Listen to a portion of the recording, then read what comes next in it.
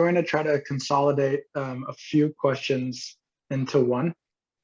So these questions are regarding tantric texts and puranas.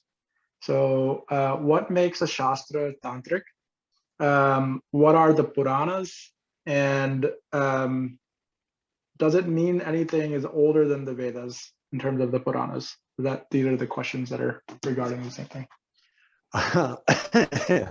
Okay, well, first of all, the way we understand history.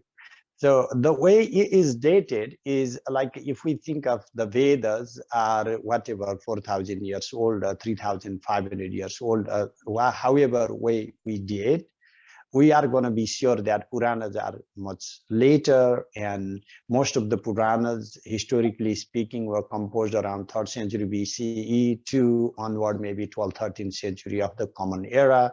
So we are not going to say that Puranas are more ancient. But Puranas do not, just like the Vedas, the narratives available in the Vedas capture some of the far ancient, like some of the Gopath Brahmana and rituals may go tens of thousands of years back. So the same applies to Puranas. They capture far more ancient beliefs and practices, not captured maybe in other primary texts. But what makes it tantric, what makes it Vedic, is absolutely arbitrary.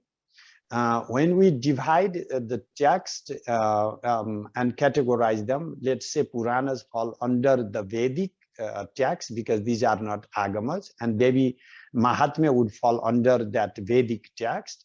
But if you take out the Devī Māhātmya, I wonder what is left in Tantra, because this provides a substantial amount of proto-tantric materials. It actually gives rise to multiple tantric practices. It is at the basis of many, many Shakta practices. So this will be again problematic. The very divide of Vedic, Tantric, Aryan, Dravidian, all these are the kind of things, they do not actually have substantial ground in my reading.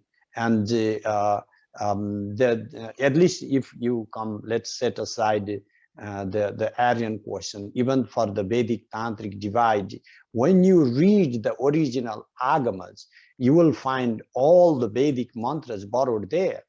And when you go and read the Vedas, Vedic texts like Upanishads, for example, or even the core Vedic mantra samhitas, you will find what you would say otherwise tantric practices.